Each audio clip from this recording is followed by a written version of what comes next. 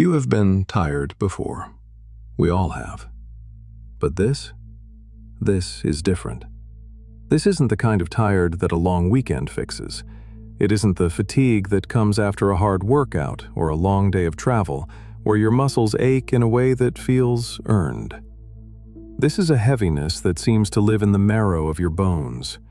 It is a silence that has grown inside your chest, slowly, over months, perhaps years, until it feels less like a feeling and more like a place you inhabit.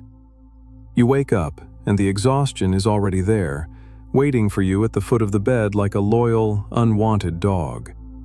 It greets you before you even open your eyes. You go through the motions, the coffee that doesn't work, the commute that blurs into gray, the small talk that feels like performing a play in a foreign language. But behind your eyes, there is a fog that never quite lifts. And the worst part isn't the physical weight of it. The worst part is the isolation. Because how do you explain to someone that you are not just sleepy? How do you tell the people who love you that your soul feels heavy? When you say, "I'm tired," they hear, "I need a nap." But what you mean is, "I am fading." What you mean is that the effort required to simply be a person, to hold up the mask, to smile at the right times, to care about the things you are supposed to care about, has bankrupted you. You are operating on a deficit so deep that you can no longer remember what it feels like to be full. This is the unspoken loneliness of deep exhaustion.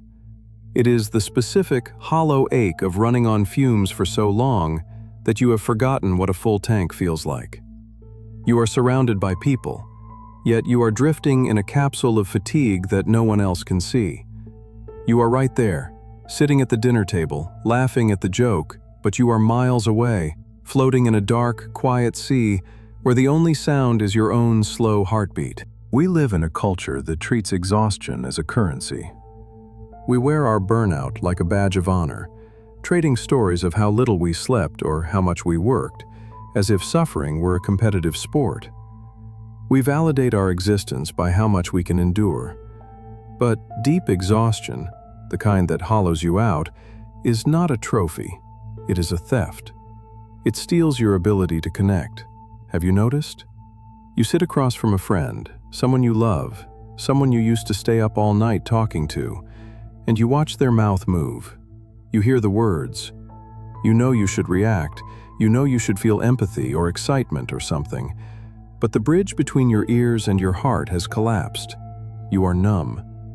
You are watching the interaction from behind a thick pane of glass, and then immediately following the numbness comes the guilt. You feel guilty for not caring enough. You feel guilty for being too tired to text back, too drained to make plans, too heavy to be the fun version of yourself that everyone expects. You see their name pop up on your phone, and you feel a spike of dread instead of joy. So you withdraw. You pull back, not because you want to be alone, but because you don't have the energy to perform the act of being okay. You retreat into the shadows because the light of expectation burns too bright. This is where the loneliness deepens. It becomes a self-fulfilling prophecy. You are too exhausted to reach out, so you stop reaching out. The world, sensing your withdrawal, steps back to give you space. And suddenly, that space feels vast and terrifyingly empty. You are left alone with the very thoughts you were trying to outrun. We are taught that rest is a reward for work. We are taught that we must earn the right to stop. But deep exhaustion doesn't care about your productivity metrics. It is your body and your spirit pulling the emergency brake because you have been driving with the check engine light on for a decade. You have been ignoring the smoke coming from the hood because you thought you couldn't afford to pull over. Think about the weight you carry. Not just the job, or the bills, or the chores. Think about the emotional labor. The constant processing of global trauma delivered to your screen every hour. The pressure to curate a perfect life for an audience of strangers. The anxiety of the future. The unresolved grief you shoved into a drawer because you didn't have time to cry. The conversations you replay in your head at 3 a.m. It accumulates. It is sediment in the river of your blood. and eventually the flow stops. The river becomes a swamp. You start to feel like a ghost in your own life. You are haunting your own routine. You look in the mirror and you recognize the face, but the eyes look like they've seen too much and slept too little. They look ancient. You are grieving the person you used to be, the one who had energy, the one who had spark, the one who didn't feel like waking up was a chore. This exhaustion creates a wall. On one side is the world, vibrant, demanding, loud, moving at a speed you can no longer match. On the other side is you, quiet, slow, fragile. You want to break through the wall. You want to rejoin the dance, but your limbs feel like lead. So you watch through the glass, wishing someone would notice that you aren't just quiet, you are drowning on dry land.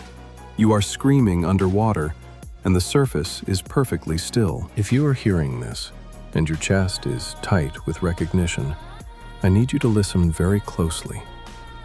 You are not broken. You are not lazy.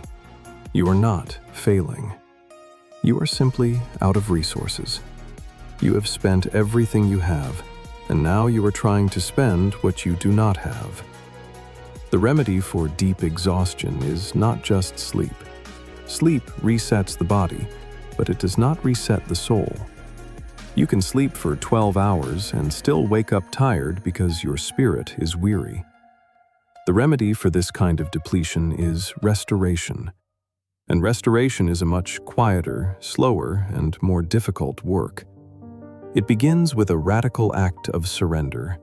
You have to stop fighting the exhaustion. You have to stop trying to outrun it, or caffeinate your way through it, or shame yourself out of it. You have to tune around, face the wave, and let it wash over you. You have to admit, I am at my limit. There is a profound power in admitting defeat. When you stop trying to hold up the sky, you realize that the sky does not fall. It stays right where it is. The world will keep spinning without your constant intervention. You must begin to curate your energy with the ruthlessness of a museum curator. If an interaction drains you, it is too expensive right now. If a commitment feels heavy, you must put it down. This is not selfishness, this is survival. You are in the ICU of your own spirit. You do not ask a patient in the ICU to run a marathon. You ask them to breathe. You ask them to focus on the very next heartbeat. Restoration means finding the things that do not require you to perform. It might be staring at the ceiling and tracing the cracks. It might be walking in the woods where the trees do not demand a response, where the wind does not ask for your opinion. It might be listening to music that matches the tempo of your sadness, letting the melody carry the weight for a while. You need to find low-stakes connection. The loneliness of exhaustion comes from the pressure to be on. So, find the people with whom you can be off. The friends who will sit in silence with you. The people who don't need you to be funny or smart or successful. The ones who will just let you be tired. The ones who will come over and just sit on the couch while you nap. And you must forgive yourself for this season. Forgive yourself for not being the best friend, the best employee, the best partner right now. You are in winter. Trees do not apologize for losing their leaves. They do not apologize for going dormant. They do not scream at themselves for being bare. They know that the pause is necessary for the bloom. They trust the cycle. This exhaustion is a signal. It is not a punishment. It is your intuition screaming that the way you have been living is no longer sustainable. It is a demand for a new way of being, a way that honors your limits, a way that values your peace over your productivity, a way that recognizes that you are a human being, not machine built for endless output.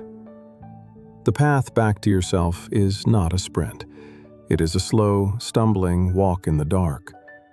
But you are not walking away from your life. You are walking towards a version of it that is actually livable.